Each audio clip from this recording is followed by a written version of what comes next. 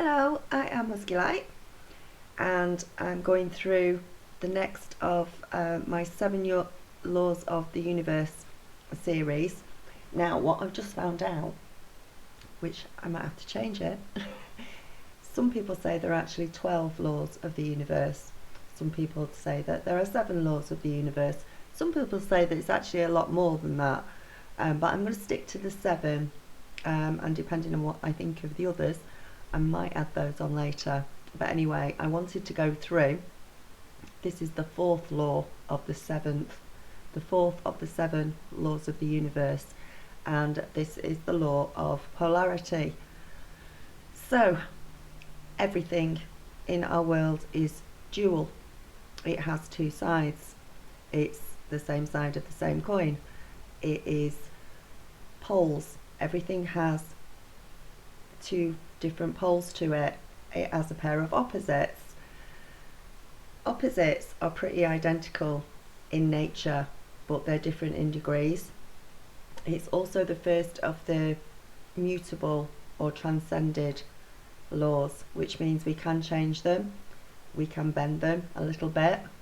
We still have to abide by those laws, but they're a bit bendy.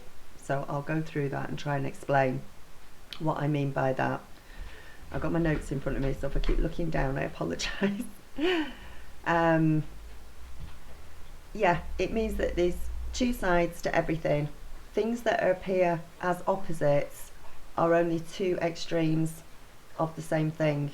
So for instance, heat and cold may actually appear to be very opposite at first glance, but in truth they're simply varying degrees of the same thing. The same applies to love and hate. There is a very fine line between love and hate, peace and war, positive, negative, good, bad, light, dark. There are loads and loads. Everything has an opposite. Magnets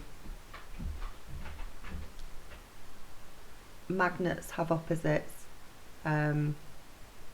They can repel each other, or they can magnetize towards each other.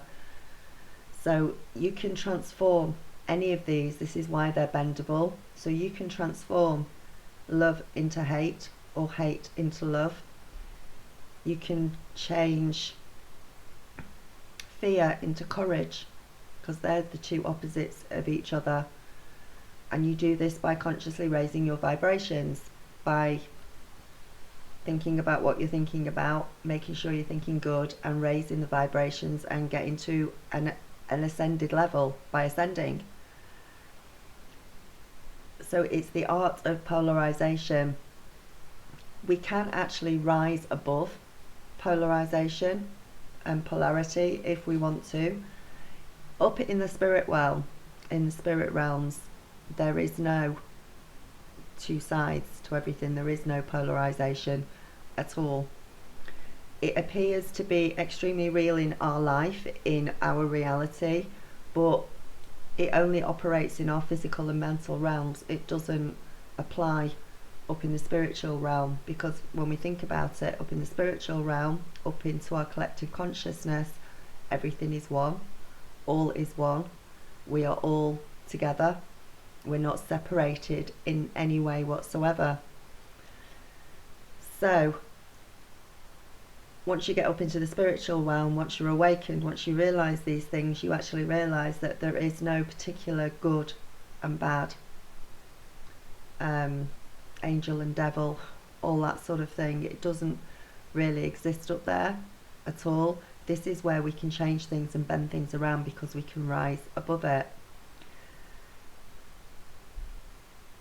We are all part of the universal consciousness. We're all part of the upper realms, whether we know it or not. As I've mentioned before, even if you're not awake, you still are. You just don't realise it, and you can't see the signs that you are. So if you focus, for instance, good and bad, if you focus only on the good, you can transcend that. Even when things appear bad, even when things are not going well, if you still focus on the good, you can actually transcend the bad that is going on around you and rise above it. And that's the law of polarity. You can turn hate into love and love people even that you hate at the moment by just focusing on the love and rising above the hate that's there. Hate and bad and dark and will always exist, but when you rise above it, it sort of meets in the middle, and you're aware that there's two sides of things, but you're focusing on the good side. Doesn't mean you're ignoring the bad side, because we all have to know about it, but you're not focusing on that. You're not focusing on the negative. You sort of meet in the middle, so you can actually start to transcend above it. So even when things are bad, you can do that and just concentrate on the good things in your life. Everything is and isn't the same all at the same time. It's like when we talk about time, we talk about a past, a present and a future, where actually time doesn't exist like that. It does in our reality, but once you awaken, you actually see that the past, the present and the future are all actually the same, and you can literally jump from one to the other, and you can transcend time. Time is bendable. You can transcend it. When I manifest on a daily basis, for instance, I will say and do things today that will be repeated tomorrow in the things that I see or hear, or somebody will say to me that are going on around me. So in that sense, the time has become one. I actually, maybe because of the things I'm talking about today, maybe I saw a little bit into the future, and that's why they repeat themselves tomorrow, because I've done that. Or maybe I've just met time in the middle somewhere. So there isn't a past, a present, a future as such. It can be bended around, it can be transcended. Not deliberately, I don't do that deliberately. It's just the way it is now on a daily basis for me now that I'm awake. It's just one of the things that I've had to get used to and realise that things are not all that they seem once you wake up. Things that you believed in, things that have always been static, and that's always the way it's been and always will be. That it's not. You sort of start to see past those things. So all extremes meet in the middle, and that's the place that you've got to try and at least aim for, or be higher than that, in order to transcend the polarities. All paradoxes can be sorted out and reconciled. So it's a really, I don't think there's anything I can think of off the top of my head that hasn't got an opposite to it, or an extreme. There isn't anything. Everything is either one side or the other, but the idea to transcend it is to at least meet it in the middle and go towards the good side. It's called, I think in some ideas, it's called the tipping point. So if you imagine a seesaw, and you've got bad at one end and you've got good in the other, and then you've got nothing in the middle, because that's the tip, that's where the thing on the seesaw sits. You can go bad and tip this way, or you can go good and tip this way. If you were to sit right in the middle of it, it wouldn't go either way, it wouldn't tip either way. And if you move slightly towards the good, it starts to tip to the good side. And that's how we need to look at it, and that's what we need to do. When I'm talking, and when you hear about sort of spiritual things and that, and we just say live in the moment and just be, and let things be as is, that is your tipping point. That is that centre point in the middle of that seesaw, and that's just to be in the moment, where nothing is either good nor bad. It just is. And that's sort of the way that we have to learn to live. on a day-to-day basis, and if we can move more over to the good and find more good in things, then that makes it a lot easier and a lot happier and a lot easier to manifest as well. So some other examples of polarity off the top of my head: up, down, left, right, front, back. If it was 200 miles from Manchester to London, then it would be 200 miles from London to Manchester. It can't be any other way. It has to be that way. 200, it has to be 200 back. Everything has an equal and an opposite effect. So, and it can be applied to any situation that you've got in your life, and it is up to us whether we make that situation negative or positive. So every day we come across people and situations that can present us with either good or bad, and it's how we take that situation, it's our perspective that we put on it that makes it good or bad. It's our perception of it that brings it into reality. So if you have an argument with somebody, for example, your perception of it could be that, oh my God, you've had an argument, you hate that person, you're never going to speak to them again, you can't believe that they said all those really bad things, you're going to sulk about it for days, you're going to get upset about it, it's going to be really bad, you're going to cry, you're going to be heartbroken, it's going to be so bad. Okay?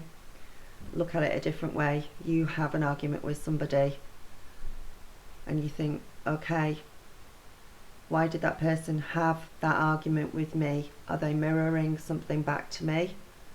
Is it something within me that I need to fix? And that is the reason that that argument started. Was it because I was not being grateful enough? Was it because I was not being considerate enough of other people? Was I not thinking of somebody else's feelings? What was it that caused that argument? Maybe it isn't me. Maybe it was nothing to do with me. Maybe simply we had that argument, you had that argument with somebody because they were having a really bad day. They didn't know how to control their feelings.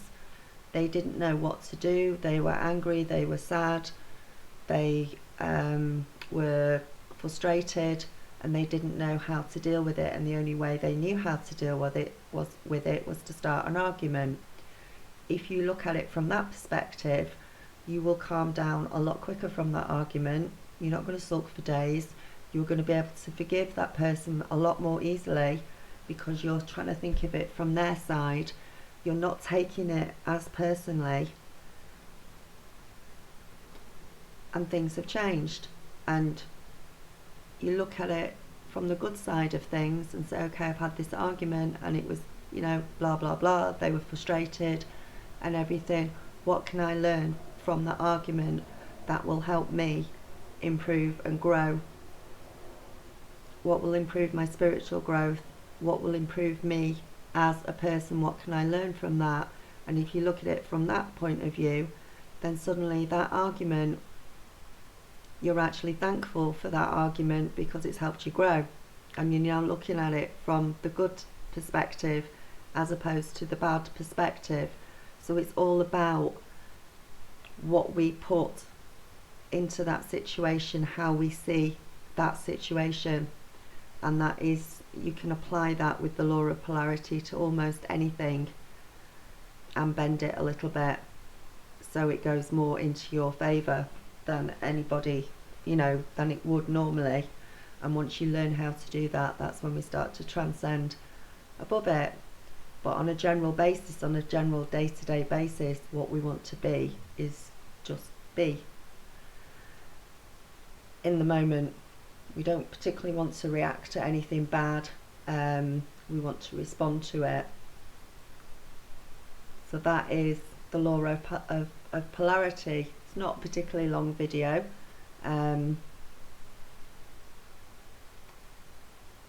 It's, as I say, once we get all these 7 laws together, these are the things that we apply in everyday life, to make our life either better or worse. But at least if we're actually aware of these laws and we know what these laws mean, then we've got the freedom and the right to be able to choose which way we want to go in any given situation at any time, on any day, in anything, and we can apply it to anything that we are doing, saying, thinking, feeling, and change our perspective around and change our way of thinking. And if we're awake and we're aware of these things, then we can transcend it, and then we can start to think the way they do in the spirit realms, they do in the upper realms, because good and bad doesn't exist up there, it only exists down here in our mental and physical bodies. So I hope that helps. I'll probably do another one in a minute because they're only going to be short now that I've got the first one out of the way. So that is the fourth of the 7 laws, and it is mutable, which means it can, although we have to go by the general rule of it, it can be changed and moved around. So I hope you enjoyed that. Right, namaste, blessings and light, bye.